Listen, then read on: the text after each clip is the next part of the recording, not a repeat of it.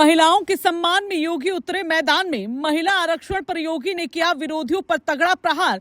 छिड़ा ऐसा सियासी कलेश, चंद्रशेखर अखिलेश की बढ़ गई मुश्किलें। चंद्रशेखर और अखिलेश ने उठाया कोटे में कोटा का मुद्दा, लेकिन योगी के बयान से पलटा नैरेटिव।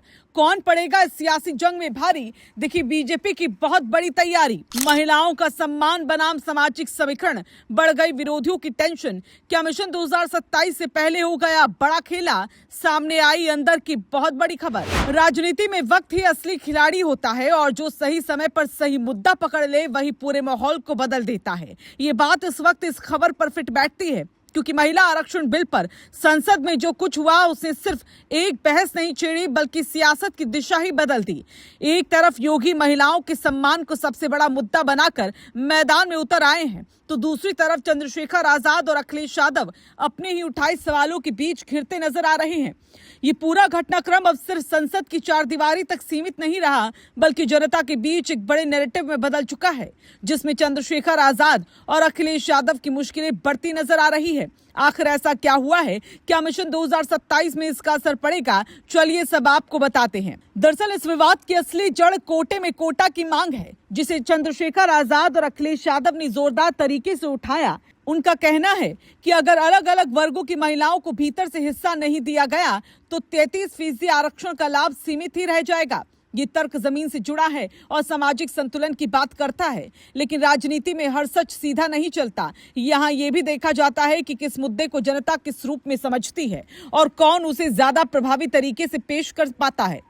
यहीं पर सत्ता पक्ष ने पूरी बहस की दिशा को बदल दिया। योगी ने इस मुद्दे को सीधे महिलाओं के सम्मान और अधिकार से जोड़ दिया। उन्होंने बिल के गिरने को लोकतंत्र के लिए झटका बताते हुए विपक्ष पर तीखा हमला बोला। उनका संदेश साफ था कि ये केवल एक तकनीकी या नीतिगत मुद्दा नहीं, बल्कि देश की मातृशक्ति के अधिकारों का सवाल है। इस एक बयान ने पूरे विमर्श को बदल दिया और जटिल सामाजिक समीकरण की बहस अचानक एक सीधी भावनात्मक बहस में बदल गई। संसद से निकली ये बहस अब जमीन पर भी गूंज रही है। गांवों और शहरों में चर्चा है कि आखिर किसने महिलाओं की आवाज को सही मायने में उठाया है।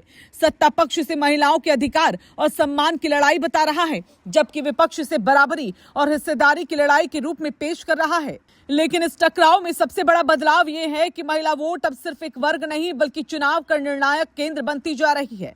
अखिलेश यादव और चंद्रशेखर आजाद के सामने अब सबसे बड़ी चुनौती धारणा की है।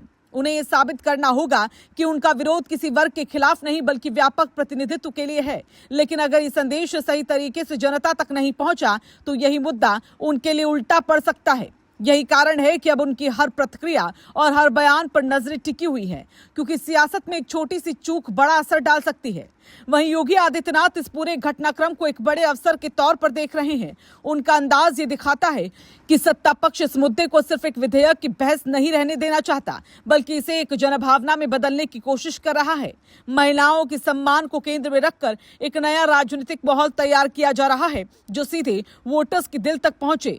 अब ये लड़ाई सिर्फ आंकड़ों या कानून की नहीं रही, बल्कि भरोसे और भावना की बन चुकी है। कौन महिलाओं के साथ खड़ा है और किसकी बात ज्यादा सच्ची लगती है, यही आने वाले वक्त में सबसे बड़ा फैसला तय करेगा। क्योंकि जब मुद्दा दिल से जुड़ जाता है तो सियासत का हर समीकरण बदल जाता है।